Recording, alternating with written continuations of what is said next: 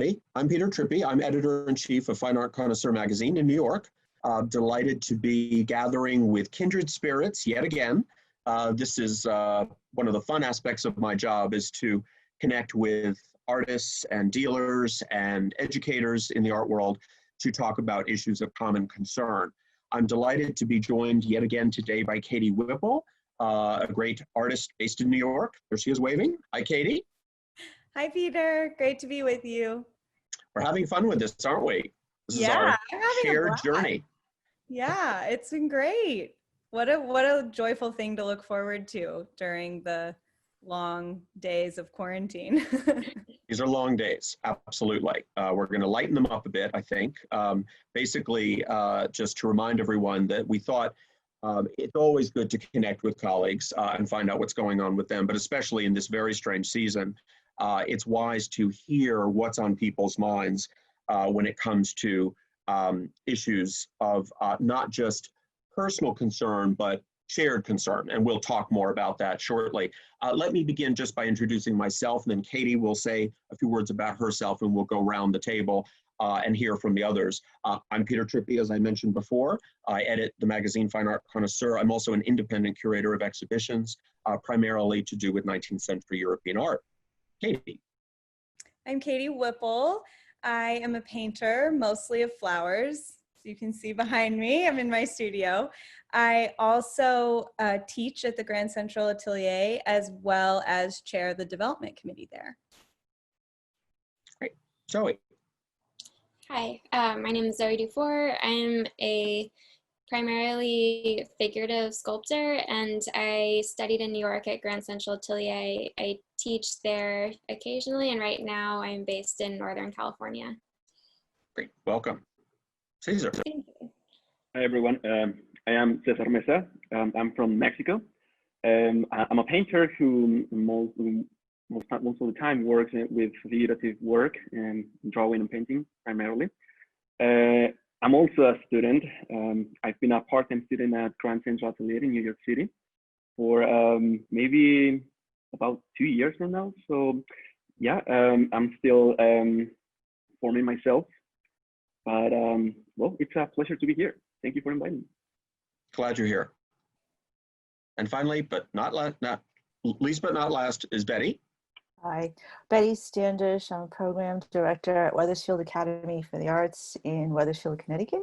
We're halfway between Boston and New York, and we have a wonderful little facility that promotes the classical arts. And we've had Katie teach a workshop with us, and many other fine artists from New York, Boston, and around the country.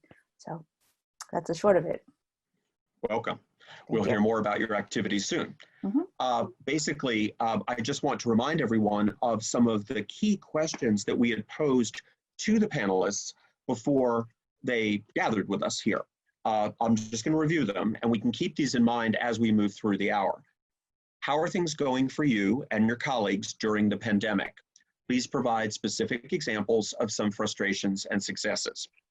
What do you see on the horizon for you, your activities, and the field of contemporary realism next month, 3 months from now, and next year? And finally, how can the people watching this program make a difference to that future now? We mean not only donations to worthy nonprofits, but also direct support of what you do and what your colleagues do. So this is very much rooted in our times. This conversation would be very different in flavor 6 months ago. And I want to thank Katie for making the suggestion that we pull this together pretty quickly. You know, we've done it pretty fast, and I appreciate all of you jumping right in so that we could share ideas.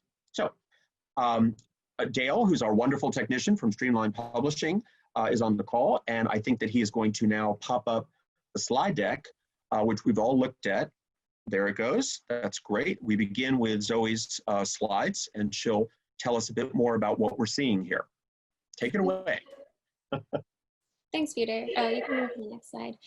This is Rubiaceae. It was a piece I made for a show that Katie curated, Flora Legion. And it was also kind of a test piece for some ceramic techniques that I've started learning recently, and it's the largest scale ceramic piece I've made to date. And it gave me the opportunity to play with a lot of things that are a little bit more difficult when I was working in clay, but would have to mold and into a different material. So when I'm working with ceramic as the end medium, I get to play a lot more with delicate textures and sort of fineness, thinness of certain sculpture that just wouldn't be possible or wouldn't survive a molding process. And so there's something really gratifying to me about the ceramic sculpture where you're really sculpting your end result, where normally it goes through so many mutations as you cast the piece. You sort of, it feels to me normally going through the casting process like I'm ending up with a different piece than I sculpted, which is honestly a little emotionally difficult. So the ceramic process is one that I find I prefer now. And I've been sort of playing with connecting, I guess, human likeness with natural elements, and in a really basic way, just trying to look for connection to nature, which I feel like we, sort of been removed from in a broad sense in general society. You could go to the next slide now. This is a life-size portrait, and it was done with Stan Prokopenko, who runs a skill-based anatomy, drawing, painting, figurative, sort of online school. Now it's sort of gone through mutations. He has a really great YouTube page that I know a lot of representational artists use heavily. He's a great resource, and I feel really lucky to have been able to work with him. But this is created during a tutorial I filmed with him, and then I cast it into hydrocal, and is one of my few pieces I've actually finished that's not ceramic, and so it's one that I like to show. Could go to the next slide. This is another ceramic experiment. So this is in porcelain, and I was just curious about finishing porcelain. It's one of the finest clays you can use, and if you work with it well, you can actually get it so thin it can be translucent, and just the surface that's possible with porcelain is really unique. And so it's a clay that I'd like to play with more, but it's also it's really temperamental, and it's one of the hardest materials I've worked with before. And so I don't, when the next time is, I'll work in it again, but I do love the finished look. You can go to the next slide. This is a painting by a friend, Kevin Mueller. His work I just think is so beautiful. He has this really moody atmospheric quality in a lot of his paintings that I just find incredibly compelling. This is a painting of his partner Maisie, and it's just a gorgeous piece. And then we could go to the following slide. This is a painting by another friend, Emily Lee. This was done in her backyard, I believe, while she was in quarantine. And she's in Southern California, and her garden is just amazing. And it's been really nice. She has a great social media presence. It's been really nice to be able to follow along with her on her process of painting these, and just sort of like a nice virtual escape from, where I am every day, to be taken along with her process and see her space. That's it for me. Thank you. That's great, Zoe. I appreciate that. Over to Cesar. Okay, let's start with the first slide. Okay, so this painting, it's currently on the easel. Actually, I'm working from life, so I managed to have a model holding for me for this painting during these difficult times. It was, let's say that it was a little bit delicate to bring the subject of working from life, because Nowadays, we all have to be very careful with these activities, especially these ones that involves two persons in the same studio at the same time and working together. But fortunately, there are a lot of ways to make that happen. And one of the aspects of that is just to remain very patient with the other. In this case, for me, towards the model, like listening to her and what are her concerns, and also bringing a very safe environment for her and other models that I'm currently working with. So this painting in particular, I'm trying to describe not only, and I'm not gonna try to define the technical aspects of it just right now, but often I'm thinking about the importance of contemplation and also the awe that we get when we experience things directly when we are in nature, and that means outdoors. But also trying to combine those two subjects, the figure and also like a kind of a conception of nature. It's nothing new, but it's also one of the most difficult things to manage, and that is to, for an instance, to bring into that success compositionally, and also trying to define some sort of poetry with it. And that's what I'm trying to aim with this painting, which I have to say, for the composition in the background, the landscape, it's from imagination. So I have had to make some studies, obviously trying to be or remain logic with the laws of light and physicality of nature. And it's very complex, but it's also very fun to do it, because well, I'm glad that it's not the first time to do that, but if so, it would have been just so exciting, because you will have been in those places in different situations, and I'm trying to say like in the forest or in the fields, walking around, etc. So you vaguely recognize what you're trying to express. So well, right now I already did the studies, and I'm gonna start working on the piece and to figure it out if it's good or not, what I have chosen for the composition, which is right behind me. I mean, you can see the painting right over there. And I had to wait until the previous layers dried up, so I wouldn't like mess the figure. This is only the second layer of color, so I might hire the model again for one more time, one more session, and then but that's gonna be after the landscape or the rest of the composition is done, so I can make different changes or not. I mean, who knows?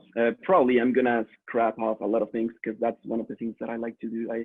I like to challenge myself to not feel comfortable all the time when I'm working, and to pursue something more interesting, perhaps, or more developed. Well, yeah. Can we go to the next slide, please? Thank you.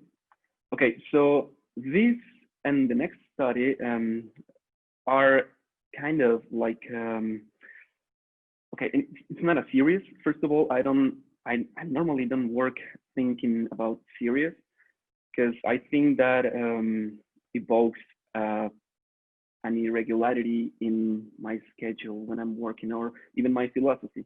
I don't like to think that any single painting or drawing is attached to some sort of compiling definition with a different amount of works.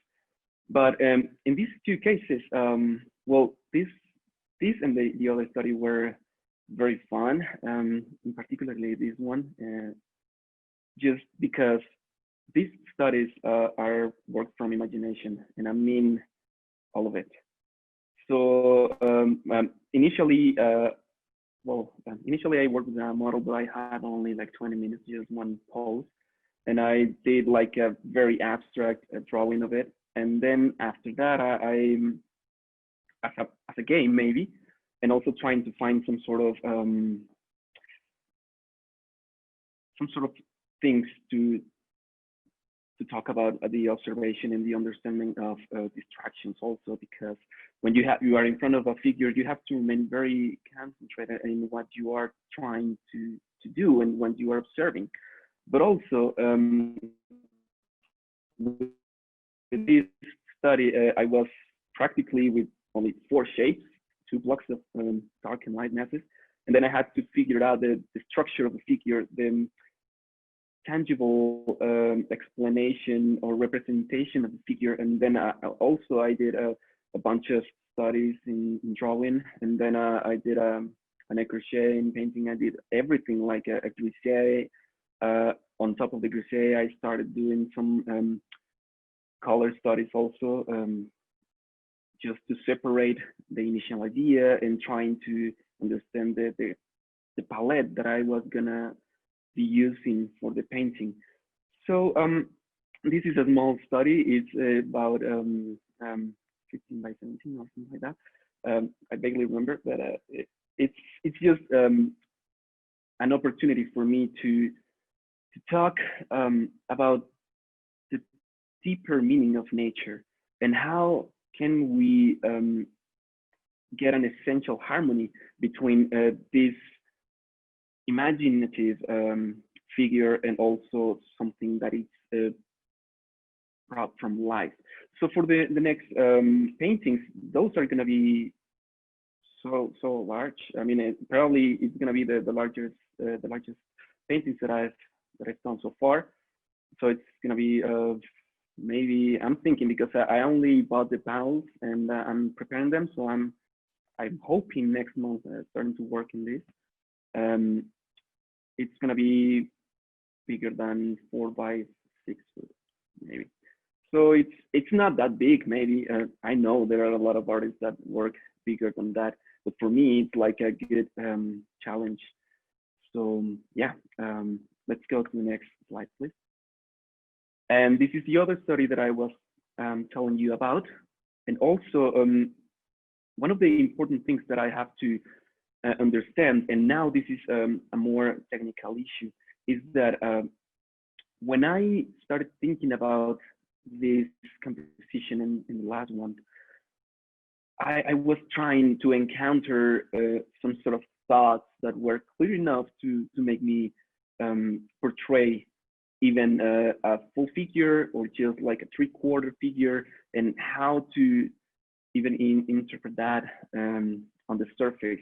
So it was a tough decision, and I'm not saying that this exact composition that you are looking at right now, it's gonna be the one that I've been painting like in full scale. No, and probably it's gonna change a little, but okay, I mentioned that it was an experiment, but it was more than that, because every day that I was working on these studies, I understood so much about the complications of just constructing an image, and how this instantly evokes something. And I have to be very careful with that, because first of all, I just like to paint, and sometimes I don't like to be distracted with the topic or the language or what that painting or drawing is gonna say. I think sometimes, and I'm not saying that this is a general situation, but to me, when I have clear objectives of what I want, it allows me to go much further, and also to change the progressive future of that piece. So yeah, hopefully next month I'm going to be showing in my social media and also web page the progress of these paintings. Let's go for the next slide, please. And okay, this is portrait drawing I did of my mother last year during the summer. To talk about drawing for me is not only to talk about the roots of painting and most of the art disciplines that we know these days, that it consists of moments of profound appreciation, and also how can we be able to understand the nature of different people that is in front of us. Obviously, it means so much more than that because it's my mother and I love her. But it was also the second portrait I did of her. But this is maybe the one that I have liked the most yet, because maybe trying to hold on a strong love for her allowed me to also be very specific and yet remain very abstract with the shapes in the drawing. So I tried to be a little bit moody, with gray, of course, just to let the expression to become fresh and also a little bit of alive. That's one of the goals that we are trying to achieve. Like our works need to be breathing, and they have to have a soul. So it means more than personal feelings from me to my mom, and also like a little bit of accomplishment in this drawing, because I've done a lot of drawings of different people, but sometimes when you know the person you are portraying, it involves a lot of experiences that you have had with this person. So, okay, let's go for the next slide. And this is a self-portrait, as you can see, and it's also a work that is currently in progress. Right now, what you are looking at is, well, I'm trying to create some sort of harmony within the composition, the arrangement of the objects that I have behind me, what those objects or pictures mean to me. It's not only pictures of different old masters, it's also some of my sketches that I've done in the past month and last year.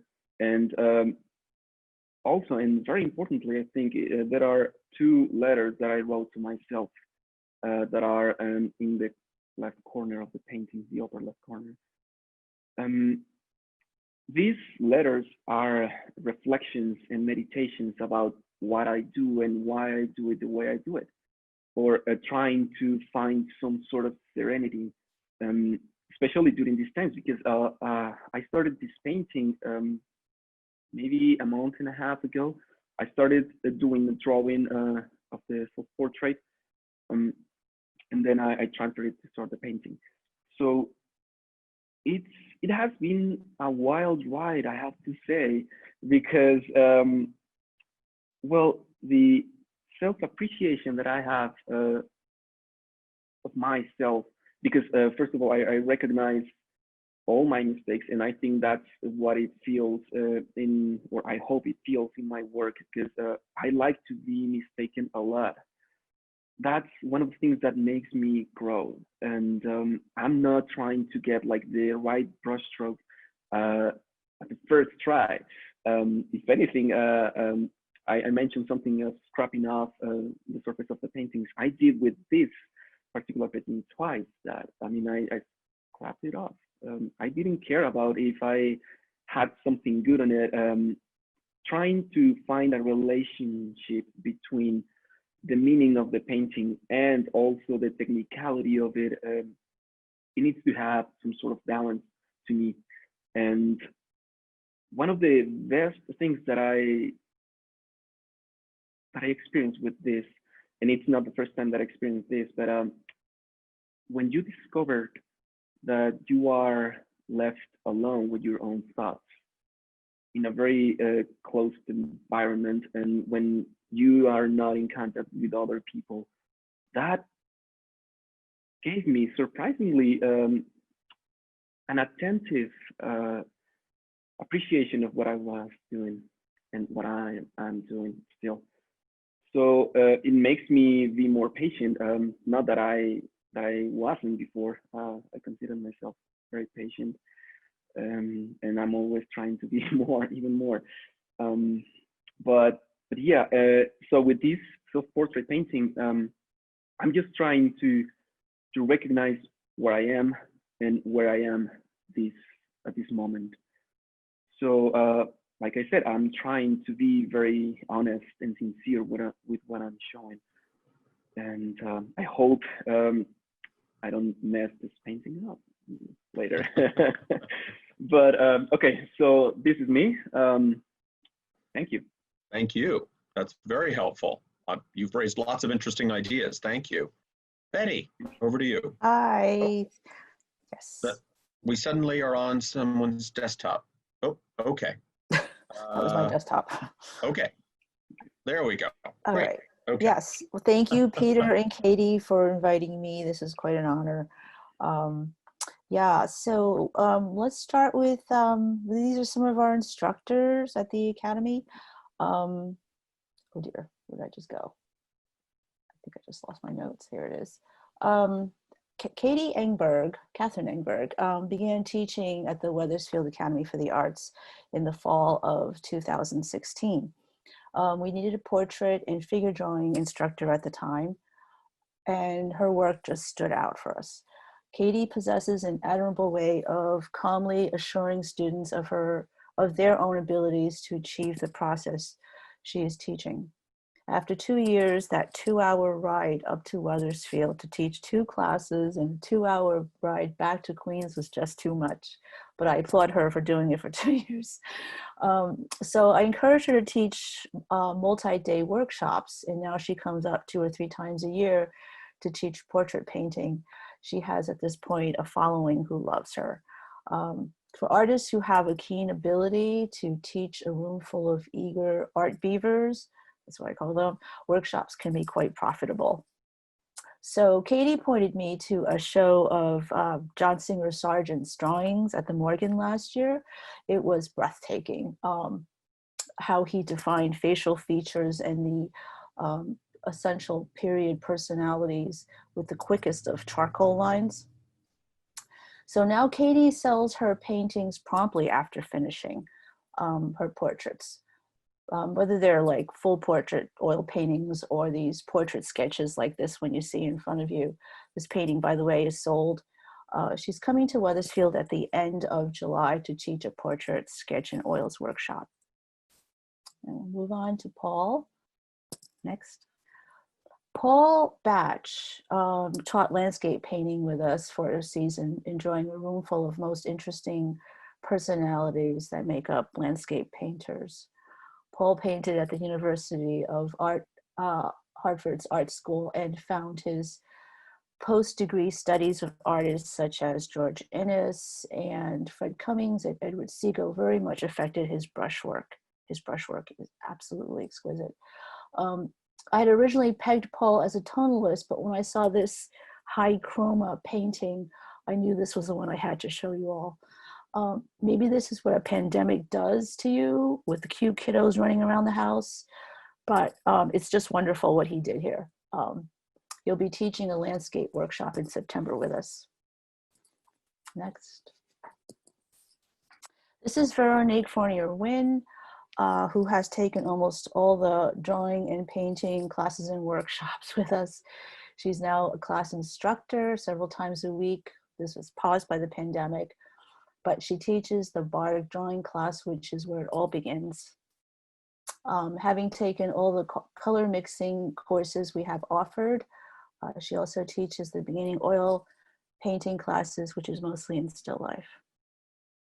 The value of studying master copies is also offered to students to begin to understand how the masters accomplish their techniques. Veronique is not afraid of challenges, having climbed Mount Kilimanjaro. Because she continues drawing bark plates for practice, learning painting methods and styles in the many workshops that we offer. Next. Okay, so this is Marisa Farah. The artwork of Mara refers to our human understanding of the other forms of life and melds a distinct uniqueness of each creature with the subtle clues to their personalities. Her art engages in a fantasy world in which colors, sometimes textures, and a quiet humor dominating the art. This Egyptian cat is not what we assume of cat imagery. I think of the happy cat, the lucky cat that goes like this all the time. at you. But this is specific. This is referential and has a solid presence, which changes as our position to it and the light source changes around it. So Mara says, my artwork focuses on our interactions with the humans on Earth and all its beings. The objective is to allow the viewer to relate the image in a personal way, to be charmed by nature the way I have interpreted. Mara is a supporter of the Academy, takes classes, and will be teaching again after the pandemic. Next. So this is Jeremiah Patterson. He's awesome. This watercolor has been on our walls for a very long time as an example of still life painting embodying all the principles we want to teach at the Academy. Jeremiah has shown widely. He lives in Massachusetts, Stockbridge, I think it is. And he comes down to teach at the University of Hartford's art school. He has shown across the country, internationally. He teaches workshops with us, but does fun things like leading small groups to Italy each summer to paint with his co-conspirator, Fred Wessel. Does anybody know Fred Wessel? Oh yeah, oh yeah. So they teach landscape painting and watercolor in these lovely environments, but also egg tempera, silver point drawing, and other Renaissance methods and techniques. Most of these techniques are not common anymore, as you have to be willing to take on demanding needs of these mediums. For instance, the subtle differences between the teachings in egg tempera by various instructors are valuable as long as you practice both to know which one works best for you. So you take the best from everything that you learned. As far as contemporary realism, Jeremiah was taught this way of painting by his father and his father's father, and he goes back 5 generations. So this is like practically in his DNA. Next. So the Academy reaches those interested in beginning their study in the classical approach. There is a market, we find, to learning within the 6-week class format in the studio with a knowledgeable instructor building skill sets until they're ready to take workshops in what I would call master level learning methods. Next.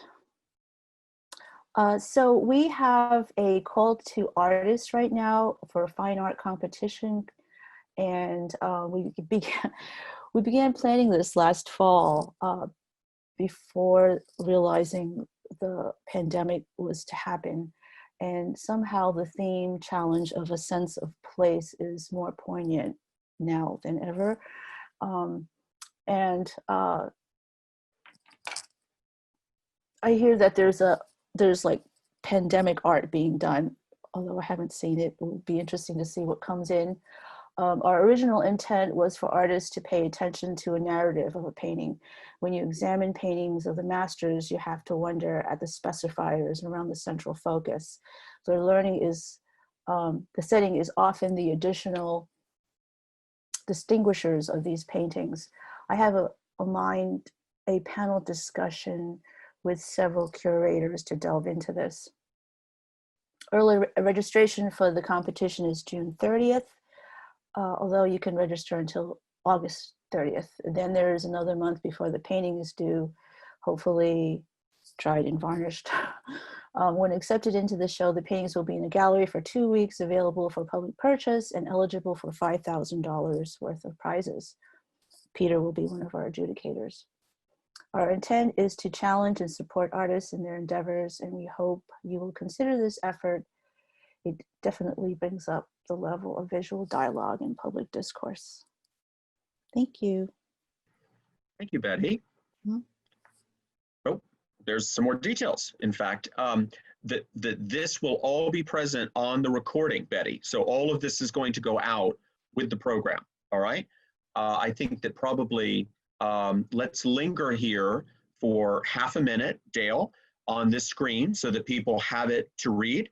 If the rest of you could unmute, that would be great, because we're going to chat now. Thank you. That's really helpful. I'm full of questions, but I'm going to let Katie take a shot first if she wishes. No pressure.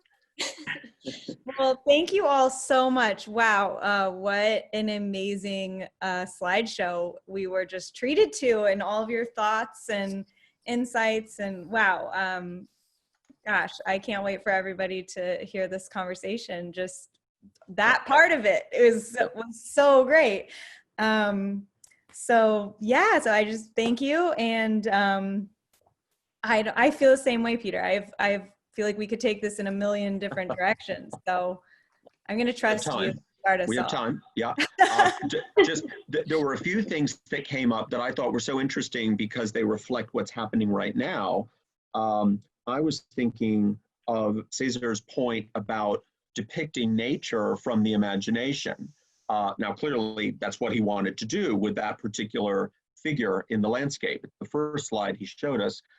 But is that going to be, in the near term, a factor for everyone that they can't necessarily get out to nature because the way of getting there is blocked, you know, whether through airplanes are not flying, or I don't own a car, so I have to rent one, and that's not easy to do. I'm just making up those examples. A related question that obviously everyone has their way in on this one. With Zoe, I was wondering about fabrication. You can make all the clay models you want, but is it possible to take the next step in terms of, for example, casting, if the foundry is closed or if it's very difficult to be safe and distanced in such a setting? So I'm putting all that out there for anybody to tackle. Right now I am trying to set up a kiln at my house, and that's been difficult just because they require a really high amperage. And so my short-term solution is honestly to unplug my dryer and then plug my kiln into the dryer outlet, and and it's not ideal, and it's a really small kiln. It's a smaller than normal kiln that can go off of a 30 amp. I think normally they are on 50 amp circuits, and so I can only produce smaller clay pieces, and I'm having to go back to molding and casting, which is workable where I am. It's just not my preferred process now that I've started doing the ceramic work. And then as far as I know right now, the foundries I've contacted are not operating. So I'm hoping that they will be in the near future. Great. Thank you. Cesar. For me, talking about that point that you were interested about, first of all, let me just say that it has been an intense isolation that I haven't encountered before. And although it allows me to examine these important and external aspects of contemplation, beauty, and awe, it is during these times that as part of a society, we are put on a quest to find this tricky word, constellation, and to define what means to have an essential harmony between common sense and the inspiration. Now, common sense, let me just try to focus that idea. I'm talking about common sense because normally what we would do is just go outside and do a bunch of studies and sketches, and then bring those to the studio and working whatever you're working on. In this case, or in my case, working on those paintings. But it is also very important that to have in mind that at all times, sources of inspiration remain with us. And I'm talking about all master paintings. We can also focus on that, trying to understand that, make master copies of it. And then even if you just have a chance once in a week or once in 2 weeks, I don't know. I don't know how difficult it is for everybody else. For me, right now, I'm currently living in Mexico City. I wasn't born here, so I haven't seen my family, which I miss. But it's also a little bit tricky to go to the forest and to go to the wild nature that I love. So I have to stick to a specific schedule. And this is a mental schedule, not like work on one thing and next to the other. No, I'm talking about like to be very patient and be very organized with my own discipline and with what I want. That means to get things done. And it involves obviously certain methodology, a persistent will, and focus on tangible goals.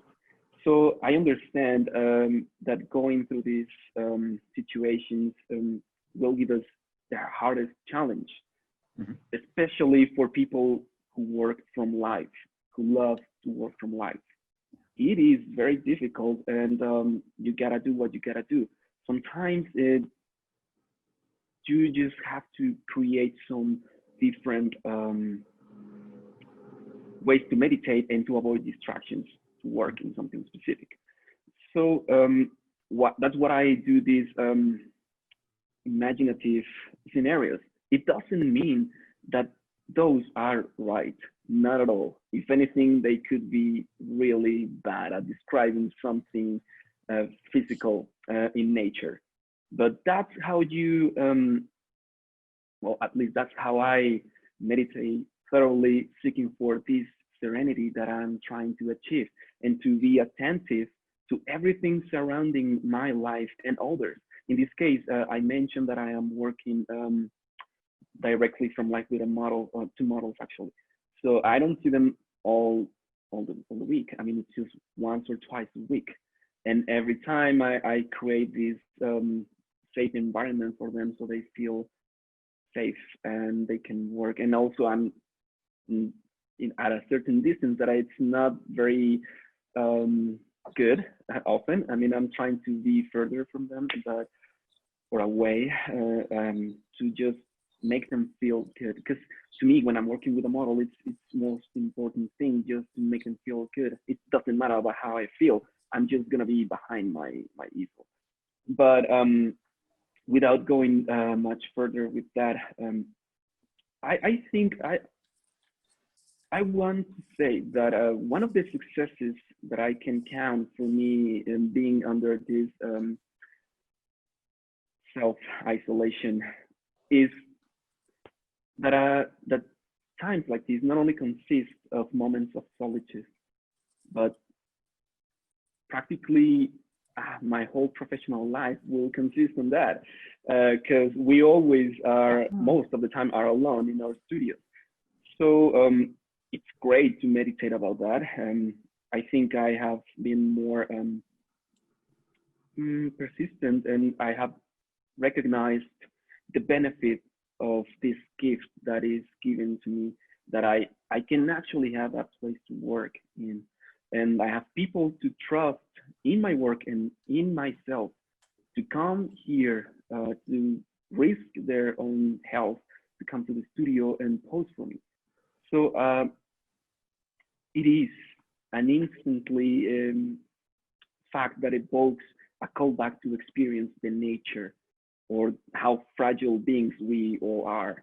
And so I appreciate the observation from direct or indirect nature, which it's related to creating some sort of imaginative situation. But yeah, more or less it's great that you have these models accessible. I mean, that's really very special. That leads me to wonder, with Betty, the workshops that you were touching upon, are those not happening right now? In other words, is July going to be the first that you think will actually happen this season? Yeah, we've had to move a few things to online classes, and what works and what doesn't work is really interesting. We had a class, I think it's 2 more to go, on writing your memoir. Obviously, it's for people who have deep things that they need to put down on paper. That's worked great. In fact, I think people actually say more during these meetings, online meetings, than they would in the classroom. They share a lot of stuff. It's very interesting. It's harder with studio work. You know, like bark drawing definitely needs to be a studio class. So what we did was we converted, we were given permission to convert some grant money into an online class, and we got in touch with Sandra Sanchez, who taught a self-portrait drawing class. Now that is really interesting. It actually went really well. Yeah, it went really well. Because you have a mirror set up, and you have your easel, and then you have your camera, and then you have this other camera on your artwork. Right. So the setup was, it's a little bit of adjusting at the very beginning, but it went great because we got new students as well as students who've been with us for a while. So it was a real nice combination class, and we got some kudos on that one. Our first class is actually at the end of July. It's a workshop with Dennis Sheehan. Is plein air outside. So I have my fingers and toes crossed on that one. The Katie Engberg workshop at the end of July, I think is the one that I think you're thinking of, and she's fantastic. And by that time, I think we should be back in the studio. Okay. Good. So here's a question for all of you, and in particular for Betty, I suppose, given her engagement in workshop scheduling. Do you feel that when all this is over, there will be more interest by various people in some, not all, online offerings? But do you think people's eyes have been opened to the efficiency of some kinds of topics being taught online, not just only in person? You mentioned self-portraits, and that's a very interesting way to go. What do you all think? I mean, I personally hope for in-person all the time, but I recognize that the online thing has its own benefits. There are lots of people who can't get to you physically anyway because they live in another state, etc. Yeah. Any thoughts? Yeah, for sure. I think that's huge. I think that at least for art is one of the best things that would come out of this is just improved accessibility for more people, which is really exciting. I think the kind of skill-based learning that is easy to access in bigger cities is a lot harder to find outside of those. And there's people who are interested, I think, all over the country, but just don't know where to go for that kind of education. And so if you don't have to go anywhere, then I think there's going to be a big upsurge in people who are invested in that kind of learning. Great. Good for our field. Yes. I also think that what works best online is when the artist is demoing. You don't get too much to see what the other students are doing, which is the value of the studio work, is when your ears are always open to what the instructor's saying to other students, and you pick up on that stuff, and then you go over to their easel and see what's going on. You don't get that with online classes, whereas during the demo, you're actually closer to what the instructor is showing than even if you were in the classroom, because you're standing in a group around the instructor, right? So you're actually right there on top of it with the camera. Yeah, that makes sense. I also believe that it's a curious thing, just to have this accessibility to watch an artist or different aspects of learning a method in art. And it is a little bit funny for me because almost 2 weeks ago, I just taught my first class online, and it was something completely new. Obviously, it has a lot of good things about it, like Betty just said, like this chance for the students to see what the artist is working on, and at the same time to listen in all the insights and all the procedures that we normally have to take to create an image. But also, I think, and I was able to see how happy everybody was, like just trying to go away from these complications to just to be in touch with people, and at least to learn something that they like. This is very good for those situations. Also, I can have my doubts about the ways people can actually learn from that, because it's not that easy. I mean, when you are looking at a screen, you might get everything what you're looking at, but that sensibility sometimes get lost a little bit because it's not a personal touch. So it often makes me think and wonder, okay, so if the coming future is going to be more like this, what can I do to make even people more comfortable, and also to remain with their eyes open to do things, not only by helping us, because it's actually helping us as artists to keep producing, but also for them to keep learning. But the tangibility, I think I have, I'm repeating this word because I mentioned it before, but it's very important to be in touch with that, to what it's truthful, to what it means more than just picture. Yeah. So it's also interesting because we have as the artist who is doing the demo, we have to leave our vague idiosyncrasies sometimes behind, because we can get we can get lost when we are talking or when we are describing some specific method, which is funny. I mean, I'm not saying that we have to stop doing that. I think, yeah, I encourage actually to everyone else to keep doing that.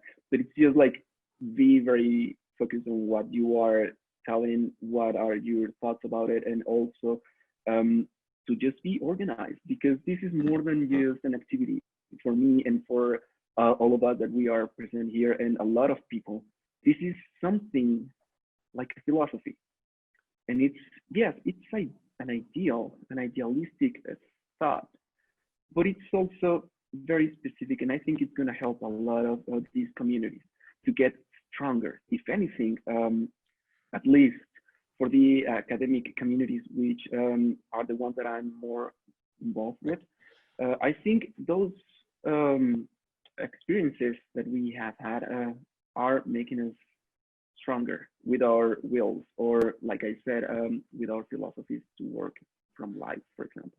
So, Katie, if I can ask you about Grand Central, I mean, the idea of being one of the leaders in the field, I mean, it was one of the earliest of its kind. In terms of online, what's the feeling? I mean, what is the plan? Obviously, we're all beginning to think about the future now and new ways of being normal. Right. Yeah, it has been a really interesting journey for us that I've kind of, even though I have no official role in admin, I've found myself in the middle because it's an all hands on deck situation right now.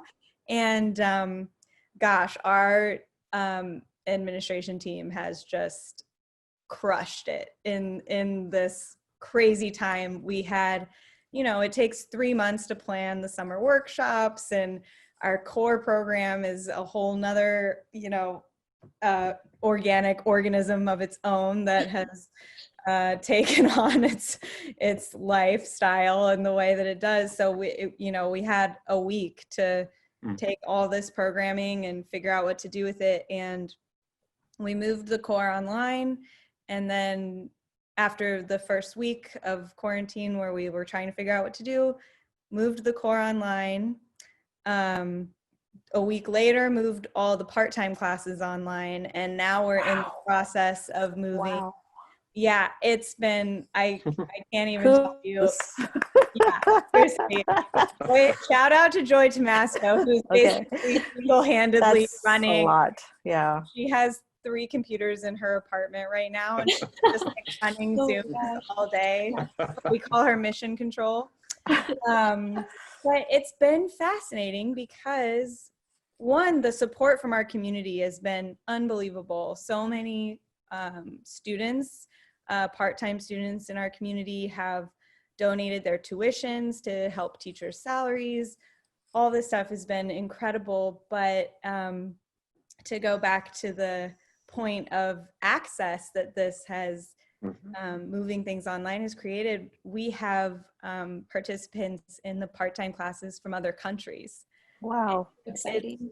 And there's, you know, these people are saying, I followed GCA, and Cesar would relate to this, followed for years, and it's really hard to get that access if you can't travel to New York.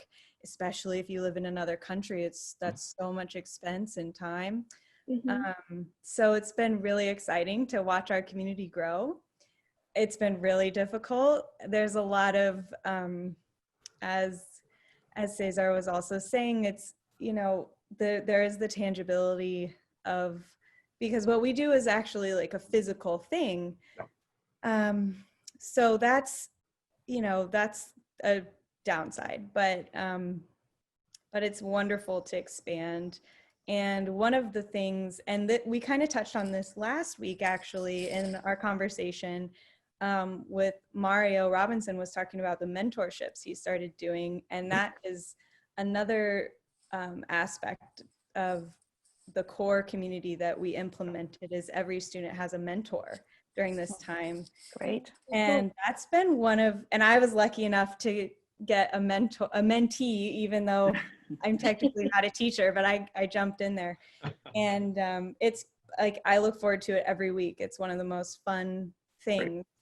So yeah, I'm really excited about that community building aspect of taking these small communities, even a place like Wethersfield, and how they're opening out this big, and I'm so excited that so many people are going to see this, and hopefully so many people are going to enter and just bring us all together in this difficult time. Yep, absolutely. Yeah.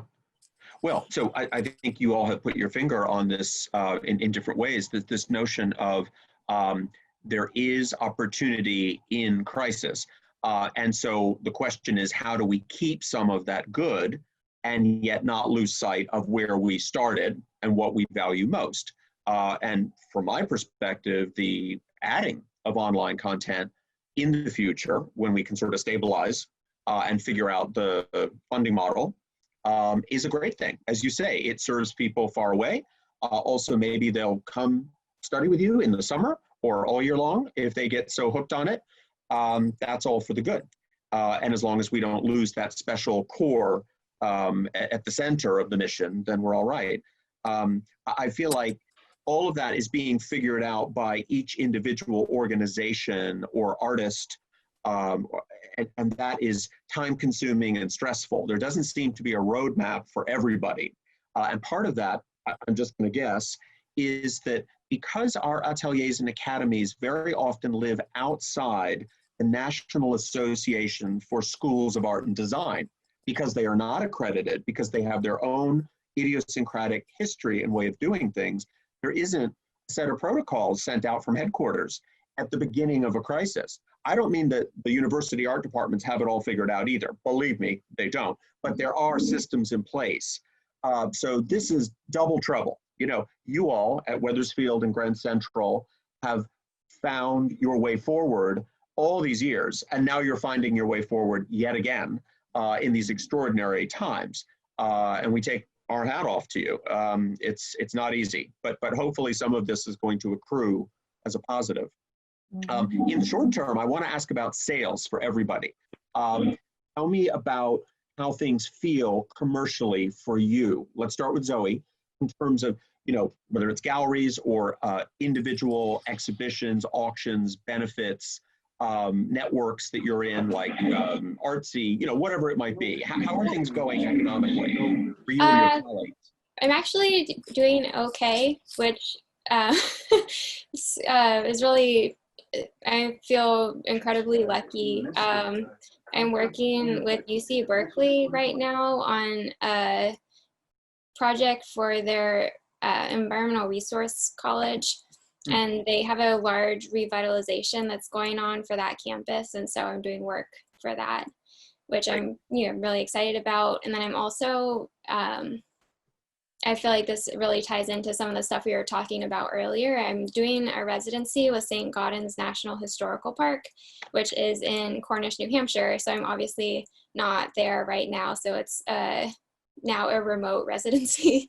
And so I'm coordinating with the park officials and various people affiliated with the St. Gaudens Memorial, which is funding my residency, to figure out how to create content that's sort of taking the place of me being the on-site sculptor there. And so it's touching on a much smaller scale things that Katie was talking about with GCA. So I'll be teaching online classes via their organization.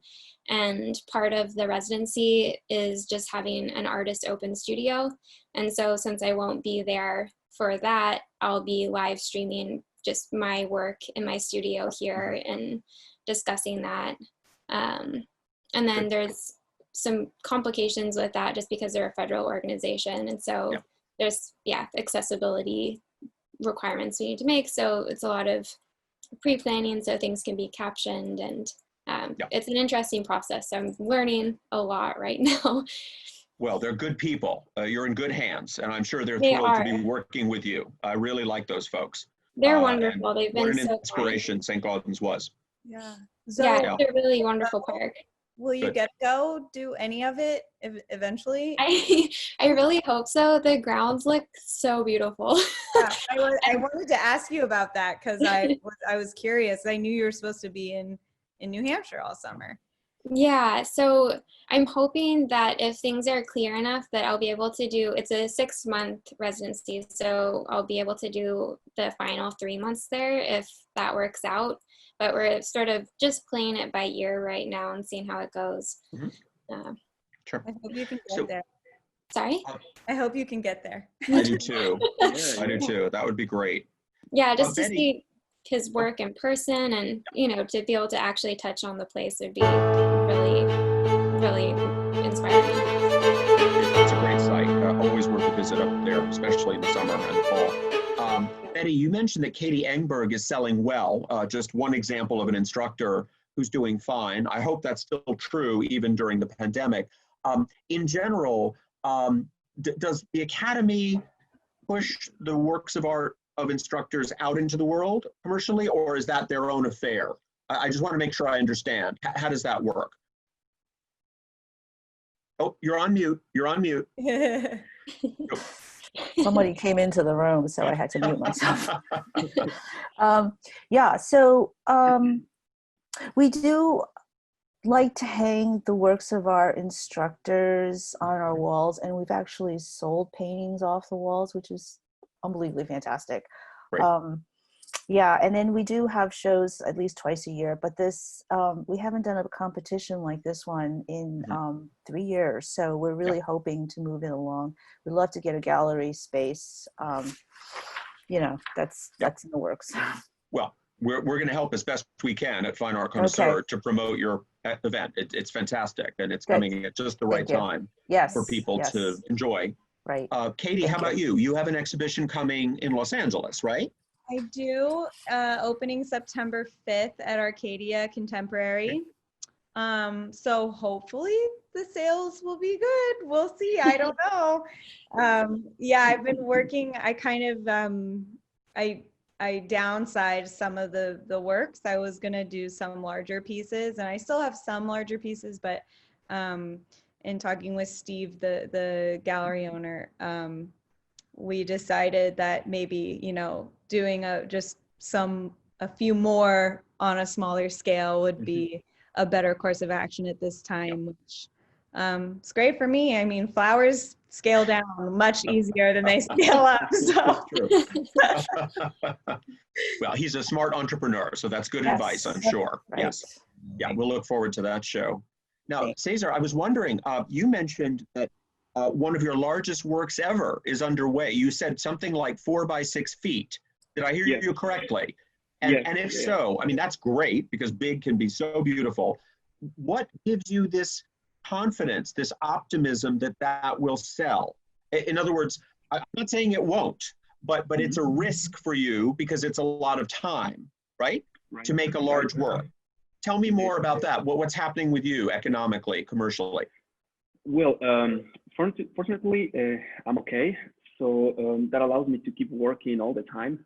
I am practically every day of the week in the studio, working at least from 8 to 10 hours. So I'm just trying to be focused and to remain conscious with my decisions, and also striving for an ideal virtue of my own personal work. And that also involves to value the orientation or also the message at the same as different ways of performing shows or exhibitions to show my work, which I'm not close to it. I'm actually very happy to do something like that. And in terms of how to sell these paintings, I think not only with the help of social media and my webpage, and also the collectors that I have met before, because they all of them are great. They are actually helping me to show my work. It doesn't mean that they are trying to buy it, but they are trying to help me to just to make it to be outside for everyone to see. And that is wonderful, because it actually offers me the opportunity for my work, better said, to be seen by different and more people than before. So I think it's not going to be easy, of course. If anything, it's going to be one of the hardest things for us, because most of the times when we sell paintings or drawings or sculptures, any kind of discipline that we work in, it's through a gallery or through an exhibition, most of the time. I'm not saying that it's the only one. And I think that small part that we normally don't explode, we have to do it right now. And you know, one of the things that kept me thinking, well, at least the past 2 months, kept me thinking the same thing. It is that us as artists, we have to engage with a reality thinking that is perhaps going to change. And I'm not saying that it was before, but if it wasn't, now to be more humanistic, or to have a humanistic point of view. And that is going to change perspective, the perspective of spectators, for good, I hope. Because we are holding on to a strong commitment and to probably one of the biggest challenges of our lives. But it's exactly perhaps what we need to even show others how important ideally and philosophically is to appreciate this kind of work. Hear, hear. Absolutely. I have to say, I think that's something I'm hearing from more and more people, that the sheer trauma of this experience is reminding of us of our humanity, and that the art we're already making is in that zone already. And it doesn't require any retooling. You just keep doing what you do, whether it's about human beings or nature. That's all part of what we're doing. And that maybe the ones who are going to struggle, perhaps, are the more cutting edge, who are disconnected from that through technological media, possibly through things that are experiential, and yet people can't get to them. It's a question mark. I mean, nobody has any answers on this, but I think your optimism is well placed. Yeah. That's great. I thought it was really wonderful, but also really interesting to hear the connection between Zoe and Cesar, and how they both mentioned very early on in their slides that they're exploring these themes of human connection with nature. And then the show at Wethersfield is a sense of place. And in this time, it seems like a lot of people are kind of going outside to, you know, get some relief, and also creating stuff. Making art is a lot of people are kind of living our solitary artist lifestyle right now, and whether they're making bread or doing watercolor paintings. So it is really interesting to see these things develop, and yeah, it feels really special. I've also been thinking a lot about Monet's water lilies and how he painted them during World War I. Which was also at the same time as the Spanish flu pandemic. And yeah, I think about that a lot.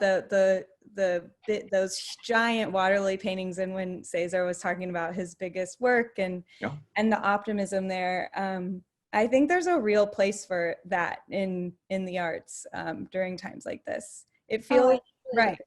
Yeah. Oh, sorry, I didn't mean to cut you off. No, you're not. No, I think that you can't, I mean, not to make a blanket statement, but to have pieces that are like purely large or shock and awe or jarring, which I think a lot of contemporary art could lean towards, is really, I don't think people have the emotional capacity right now to process. And so I think having pieces like Monet's Water Lilies are the things that remind us of the better parts, like what Cesar was saying, of humanity, of nature, of belonging, of beauty, like to say like higher moral, I don't know if higher moral values is the way you could put it, but well, it's a higher plane anyway. Yeah. It's not so quotidian, not at all. Yeah. Betty? I think it's also in a quarantine situation, you're able to examine things deeper and closer. Like for instance, Katie, that flower behind you, the datura, the I think 1, 2, 3, 4, 5, 6. I see 6 of them over there, right? Yeah. I first came across that in Machu Picchu, and I later discovered that they're poisonous. Yeah. To humans, very poisonous. And I've, and I've come across this. When I see this, like I kind of like chop it down because I have a dog that eats everything. So, I mean, there's a wild version of it around here that's native, I guess. But I just love that you did it, these little things, but when you focus in on the details of these things, you examine them closely and you see some amazing things. And do you have a series, Night Blooming Cactus? No, I don't. Okay, I'm going to send it to you because this flower blooms once a year at night and it's only open for 3 hours and it dies. It's unbelievable. The fragrance just fills the room. No pressure, Yeah. Katie. Sounds great. Send it to me. I love it. Yeah. Oh, that's an offer. How about that? Yeah, You heard it here. I'll send it to you. Love it. Yeah. I'm shocked to realize that we are actually up for our hour. So, I mean, we could go on all day, but we don't want to keep folks online forever. I think just, if I may, to offer a few additional rays of sunshine to our listeners. Basically, Streamline Publishing, which publishes Fine Art Connoisseur Magazine and also the weekly e-newsletter Fine Art Today, is offering extra features during the pandemic just to keep people stimulated. Every day at 3 p.m. Eastern Time, there is a 3-hour segment offered for free from one of our Streamline Art video programs. These are demos, often running to 7 hours in total. We give a 3-hour snippet. That's all available on Facebook if you search Streamline Art Video. That's all there every day. We're also giving away an amazing little landscape painting by Joseph McGurl, the famous painter. If you go to paintinggiveaway.com and register, you'll find out more about your chances there. Also, we are still planning. We're going forward with the Figurative Art Convention and Expo. That will occur in Baltimore, Maryland, October 29 through November 1st. That's a gathering of about 400 people watching demos by master artists. We're blowing it out, not only figurative, but also a few landscape, a few still life, a few sculpture demonstrations as well. So that will be really fun. It's a real jamboree. And finally, every Friday we have our virtual art gallery walk where we essentially present highlights of gallery activity going on around the country. So we're believers in galleries. We want them to succeed because they are an important piece of our ecosystem. No matter how online we go with social media and artsy and so on, we also want to see bricks and mortar galleries survive. That's what I've got in the way of specifics. If anyone wants to chime in with another website or link, we can hear from you now. No? Okay. Yes, just no, shortly, please. I was going to cite St. Gaudens again. I'll be teaching classes via their website. There's a link that will be coming soon to sign up for those, and we'll be also live streaming sculpting. Great. Excellent. That's good. And of course, please visit Grand Central website, visit Weathersfield's website, all very worthy, definitely. And all of the artists here, the slides carry your web address. So thank you for that. Yeah. Okay. Well, all I can say is thank you for your time. You've been great sports on this. I know we'd rather be together in person drinking cocktails, but it's great that we can share this from Mexico to California to Connecticut to New York. Kind of cool. That's Yeah, Zoom it for is. you. It's very, very cool. Yeah. Thank you so much all. for having us. Of Yes, course. thank you. Stay safe, all right? All right. Thank you. Bye-bye. Thank you. Bye-bye. Dale, you're in Take care. charge. We're turning it over to you. I think we can sign off now. All right? Everybody, you All right. can leave.